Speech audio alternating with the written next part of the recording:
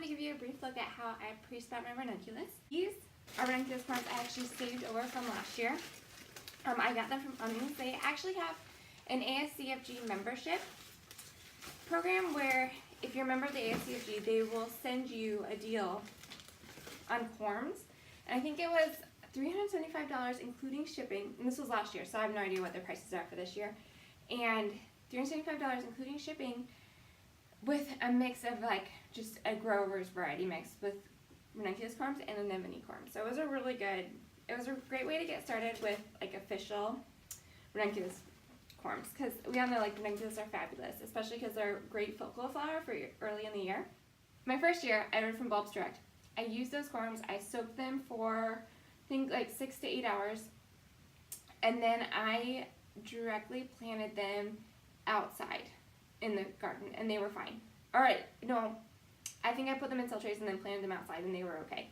Last year, I did this pre-sprouting method with that Bear Mountain Farm said to do, and it helped tremendously because when you pre-sprout your corms, you can tell whether or not if they're viable or if they're going to mold or all those things. You just have you decrease the amount of time you're spending on corms that aren't actually going to produce flowers for your farm.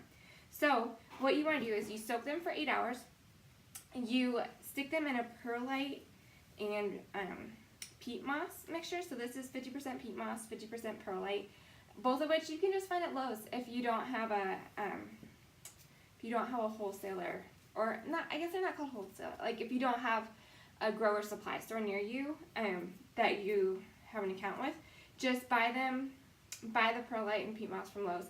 And then you have a couple different choices here. So you can use a bulb bag if you have extra. They're just mesh bags that bulbs come in from wherever you buy them, from Edney or Color Blends or wherever.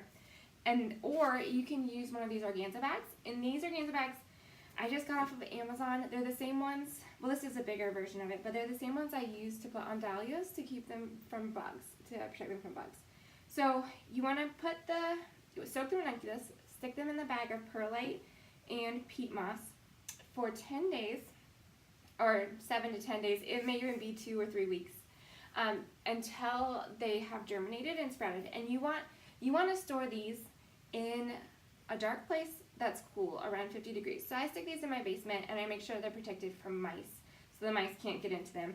And they haven't bit through the bags yet, so I hope it will work.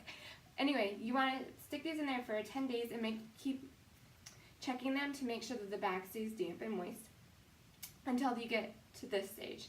And here they are. They have the roots, they have the sprouts, and so I can tell that this corm is going to be viable. And what I'll do is once they've started sprouting, I'll pull out the ones that have already germinated and go ahead and pot those up, and then just leave the rest of them, watering them and checking them for a couple more weeks until I know for sure if they're going to sprout.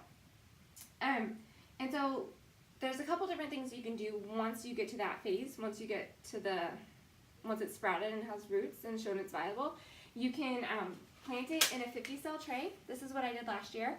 Or you can plant it directly in your beds if your beds are ready. And so ranunculus need cool weather in order to flower, and they can't tolerate extreme hot temperatures. So that's why you want to get them started early before it gets too late and you won't have any production from them. So I hope that answers your questions. I also have these right here. These are ranunculus I started from seed. Clearly some of them did better than others. This is pastel mix white and purple. So the pastel mix from Geo Seeds apparently did the best. White, and then purple was actually coated seed, and it looks like, I don't know if it got fried or something happened to it, but I will let you know how these turn out for me. This is my first year trying them from seed, and according to specialty cut flowers, you are not supposed to save the corms from seeds. Like, it just doesn't turn out as well. So we'll see how they do, and I'll let you know. Anyway, I hope this helps, because ranunculus are one of those things that it's great to grow, but they require a few extra steps in order to be successful with them. And so it's just, but once you follow the procedure, it's easy as can be just to grow them.